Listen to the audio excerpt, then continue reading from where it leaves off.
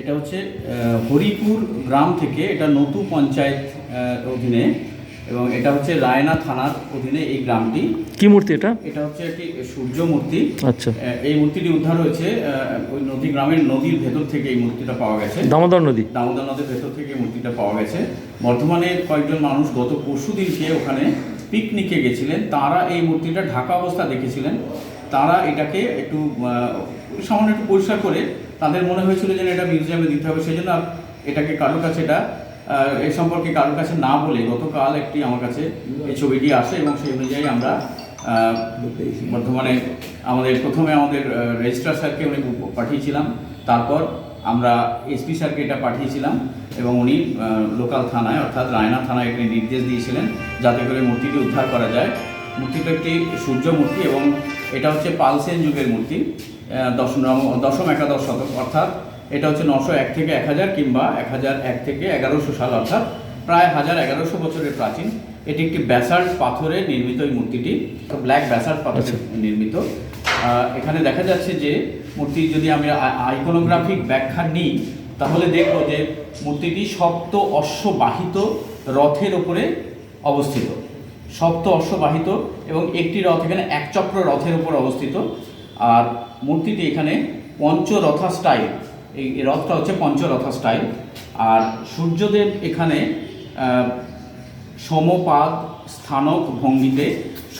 স্থানক ভঙ্গিতে দাঁড়িয়ে আছেন, আর তার দুই হাত আছে বরদ মুদ্রায়, এবং দুই হাতে স্বনাল পদ্ম আছে।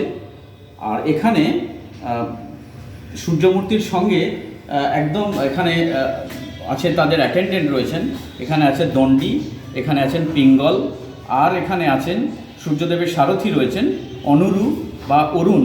আবার পাশে দেখা যাচ্ছে যে এখানে মহাশ্বেতা রয়েছেন, ইনিও সূর্যদেবের অ্যাটেন্ডেন্ট। আবার এই পাশে দেখা যাচ্ছে দুটো নারী মূর্তি রয়েছেন, এটা হচ্ছে আপনার উষা এবং প্রত্যুষা, এবং একদম যদি ওপরের দিকে আমরা দেখি, অর্থাৎ স্টেজের যদি আমরা ওপরের দিকে দেখি তাহলে দেখবো এখানে কীর্তিমুখ রয়েছে, আবার এখানে উড়ন্ত বিদ্যাধর রয়েছে। আমাদের বর্ধমান বিশ্ববিদ্যালয়ে সূর্যমূর্তি রয়েছে, কিন্তু সেই মূর্তির উপরে এই কীর্তিমুখটা নেই, কিন্তু এই মূর্তির একটা বিশেষত্ব হচ্ছে এখানে কীর্তিমুখ রয়েছে। কীর্তিমুখের বিশেষত্ব কি? কীর্তিমুখটা আসলে এটা হচ্ছে আমাদের কাছে তো শিল্প, এটা যখন মন্দিরে থাকে বা মানুষ যখন এটা পুজো করেন তখন এটা দেবতা হিসেবে তারা গণ্য করেন, কিন্তু আমরা যখন এটা মিউজিয়ামে নিয়ে আসি তখন এটা আমাদের কাছে গণ্য একটা শিল্প হিসেবে আমরা এটাকে গণ্য করি।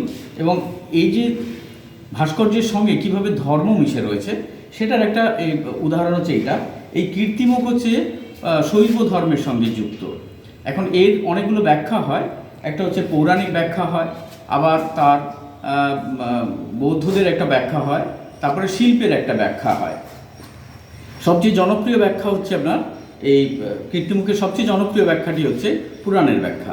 সেখানে বলা হচ্ছে যে ইন্দ্র একবার প্রচণ্ড বজ্রপাত ঘটিয়েছিলেন, তখন শিব অত্যন্ত ক্ষুব্ধ হয়েছিলেন এবং তাঁর তৃতীয় নয়ন উন্মোচন করে জলন্ধর নামে একটা অসুরের জন্ম দিয়েছিলেন। সেই জলন্ধর যেহেতু শিবের সৃষ্টি, নিজ কর্মগুণে তিনি একসময় খুব ক্ষমতাবান হয়ে উঠেছিলেন, এবং ক্ষমতাবান হলেই যেটা হয় সাধারণ মানুষের মতোই তিনি অত্যন্ত অহংকারী হয়ে গেছিলেন, এবং তার স্রষ্টা অর্থাৎ শিবকেই তিনি একবার চ্যালেঞ্জ করে বসেছিলেন। সেই চ্যালেঞ্জটা হচ্ছে যে তখন শিবের সঙ্গে পার্বতীর একটা বিয়ের ব্যাপার চলছে। তার আগে জন্মে পার্বতী ছিলেন, ওই সতী ছিলেন, যার দেহ 51 খণ্ড হলো। তারপরে তিনি যখন এই পার্বতী হিসেবে জন্মগ্রহণ করলেন এবং শিবের সঙ্গে যখন তার বিয়ের ব্যাপার চলছে, তখন শিবকেই কিন্তু চ্যালেঞ্জ করে বসেছিলেন সেই শিবের সৃষ্টি অর্থাৎ জলন্ধর তাকে চ্যালেঞ্জ করে বসেছিলেন। সেই চ্যালেঞ্জটা হচ্ছে যে শিব, তো এগুলো কিন্তু একেবারেই কাহিনী, এগুলো হচ্ছে লেজেন্ডস বলা হয়, সুতরাং এগুলো ইতিহাস বলার কোনো কারণ নেই, এগুলো হচ্ছে মূর্তির সঙ্গে যুক্ত যে কিংবদন্তিগুলো হচ্ছে সেটা আমি বলছি। তো এর এর বক্তব্য ছিল, অর্থাৎ অনুরুর বক্তব্য ছিল যে শিব তো শ্মশানে মশানে থাকে, তিনি সংসারের ব্যাপারটা বোঝেন না, তাহলে পার্বতীর মতন এমন অলঙ্কারকে তিনি গ্রহণ করছেন কেন? তো পার্বতী যদি কেউ যোগ্য হন তিনি হচ্ছেন আমি, অর্থাৎ এই জলন্ধর। তো তার এই বার্তাটা তিনি রাহুর মাধ্যমে শিবের কাছে পাঠিয়েছিলেন, এবং সেটা শুনে শিব অত্যন্ত ক্ষুব্ধ হয়েছিলেন। ক্ষুব্ধ হয়ে তিনি আবার তার তৃতীয় নয়ন উন্মোচন করে একটা সিংহের মতন বিশাল একটা তার আজ্ঞাবহ জীব সৃষ্টি করেছিলেন। সেই আজ্ঞাবহ জীব জন্মক্ষণে এত ক্ষুধার্ত ছিল, তার সামনে রাহুকে দেখতে পেয়েছে। রাহু তখন সেই রাহুকেই গিলে খেতে গেছে। তখন রাহু বুঝতে পেরেছে যে আমি ভুল করেছি, তখন শিবের কাছে প্রার্থনা করেছে যে আমাকে রক্ষা করুন। শিব তখন দয়া পরবশ হয়ে ওনাকে রক্ষা করেছেন। রক্ষা করার পরে যখন দেখছেন যে তিনি এই ক্ষুধার্ত যে সেই যে সৃষ্টি করেছিলেন যাকে, তিনি এতই ক্ষুধার্ত ছিলেন তিনি তখন নিজেকেই খেতে শুরু করেছেন। অর্থাৎ একদম পা থেকে শুরু করে উপরের দিকে উঠতে উঠতে একেবারে নিচের চোয়াল পর্যন্ত খাওয়া হয়ে গেছে।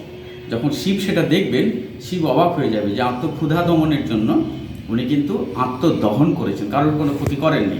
তখন শিব খুশি হয়ে তার নাম দেবেন ফেস অফ গ্লোরি, অর্থাৎ কীর্তিমুখ, এবং বলবেন এখন থেকে তোমার স্থান হবে মন্দিরের প্রবেশ পথের মাথায়।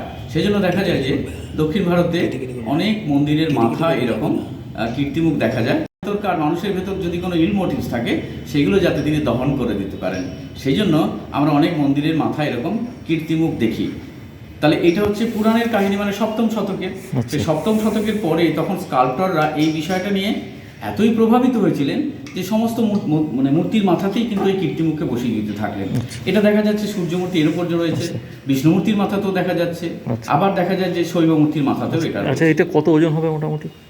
ওজনটা তো 100 কিলোরও বেশি হবে, নিশ্চয়ই বেশি হবে। আর উচ্চতা, লম্বা, চওড়া? এটা হচ্ছে হাইটটা হচ্ছে 3 ফুট আর প্রস্থে হচ্ছে 1.5 ফুট। অবশ্য কীর্তিমুখের আরো অন্য ব্যাখ্যা রয়েছে। আর বডিটা চওড়াটা কিরকম হবে দেখতে?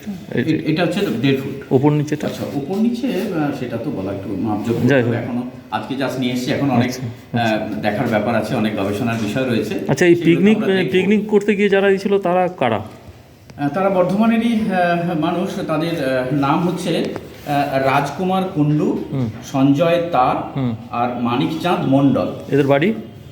এদের বাড়ি বর্ধমান শহরেই। এরা ওখানে পিকনিক করতে গেছিলেন আর এই মূর্তি উদ্ধার করার জন্য আমরা সর্বতভাবে সাহায্য পেয়েছি জেলা প্রশাসনের। আমাদের এসপি স্যার খুবই সাহায্য করেছেন এবং তিনি রায়না থানাকে নির্দেশ দিয়েছিলেন। রায়না থানার পক্ষে যাদের কাছ থেকে সহযোগিতা পেয়েছি তিনি হচ্ছেন নিমাই ঘোষ ওসি রায়না, কৃষ্ণেন্দু কোনার সাব ইন্সপেক্টর, আর আরও দুজন পেয়েছি শান্তনু দাস এনভিএফ, তারপর হচ্ছে শান্তনু ভট্টাচার্য সিভিএফ। এই সমস্ত মানুষ ওখান থেকে গাড়ি করে নিয়ে এলেন আজ সকালে। ওই গ্রামের মানুষরা আমাদের সর্বতভাবে সাহায্য করেছেন। মূর্তিটি ওই নদীর গর্ভ থেকে উপরে তুলে নিয়ে আসতে গ্রামের মানুষ সহযোগিতা করেছেন। এটা কি এখন দর্শনার্থীদের জন্য খুলে দেওয়া হবে? এটা একটু সময় লাগবে, কারণ এটা পরিষ্কার করতে হবে, পরিষ্কার করে স্ট্যান্ড তৈরি করতে হবে। স্ট্যান্ড তৈরি করে তারপর সেটা বসানো হবে। এটা নিয়ে সূর্যমূর্তির সংখ্যা কত হলো বর্ধমান মিউজিয়ামে? আমাদের সূর্যমূর্তি, মূল সূর্যমূর্তি মানে এরকম বড় সূর্যমূর্তি আছে 4টে মতো। আচ্ছা, এটা নিয়ে 5টা? না, এটা নিয়ে 4টে হলো আছে। এবার কোনো একটা ভাঙা অংশ, ধরুন কোনোটা দেখা যাচ্ছে যে অর্ধেকটা ভাঙা, কোনোটা শুধুমাত্র তার পেডেস্টালটা দেখা যাচ্ছে। এই মূর্তিটা ওখানে আসার কারণ হচ্ছে কি, এমনও হতে পারে যে মূর্তিটা হয়তো ওখানে মন্দির ছিল, পাশে হয়তো মন্দির ছিল, বন্যার সময় সেটা হয়তো কোনো কারণে মন্দির শুদ্ধ মূর্তিটা নদীর জলে চলে আসে। আবার অন্যান্য কারণও থাকতে পারে, হয়তো চুরি করে নিয়ে যাওয়ার সময় ওখানে নদী থেকে ফেলে দিতে পারে, বা ওখানে মূলত পাওয়া গেছে যেহেতু যা ওখানে বালি তোলা হয়, সেই বালি তোলার সময় হয়তো মূর্তিটা পাওয়া গেছে। আচ্ছা, এমন হিন্দু সেই জন্যই হয়তো যে বালি তোলার সময় হয়তো গায়ত্রীর আঘাতে বা অন্য কোনো কারণে মুখমণ্ডলটি ভাঙা, অন্যান্য অংশগুলো একেবারে ঠিক আছে, খুব সুন্দর আছে, শুধুমাত্র মুখমণ্ডলটি একটু বিকৃত অবস্থায়। ওখানে কি মন্দির টন্দির ছিল বলে মনে হচ্ছে? সেগুলো তো বলা যাবে না, এটা আমাদের সম্ভাবনার মধ্যে আমাদের রাখতে হয় এগুলো। আচ্ছা, হিন্দু সমাজে একটা রীতি আছে, কোনো দেবতার অঙ্গহানি হলে তাকে মানে সরিয়ে দেওয়া হয় আর কি অন্য কোথাও। সেটা কি এটা কি এরকম মনে হয় যে মুখটা অঙ্কচ্ছেদ হয়েছে বলে বাতিল করে দেওয়া হয়েছে? সেটা হতে পারে, হওয়ার অসম্ভব কিছু নয়। এখন আমাদের কাছে এগুলো আমরা যদি একটা ভাঙা টুকরো নিয়ে আসি সেটা গবেষণার জন্য, যেহেতু মিউজিয়াম ওই ঠিক অধ্যাত্ম চেতনার জায়গা নয়, মিউজিয়াম হচ্ছে আইকনোগ্রাফি চর্চার জায়গা, অর্থাৎ মূর্তি তত্ত্বের ব্যাখ্যা করার জায়গা। সেখানে গবেষকরা আসেন, সেখানে সাধারণ মানুষকেও বোঝানো হয়। যেমন এখানে যে এই যে চক্র, এক চক্র রথ কেন, সেটা কিন্তু ব্যাখ্যা দেওয়া যায়। তারপরে এই যে কীর্তিমুখ, একটা বিশেষ বৈশিষ্ট্য হচ্ছে কীর্তিমুখ রয়েছে। অর্থাৎ আমরা এখানে মিউজিয়ামে পেয়েছি, আমাদের খুবই কাজে লাগবে, কারণ এটা গবেষণার ক্ষেত্রে কাজে লাগবে।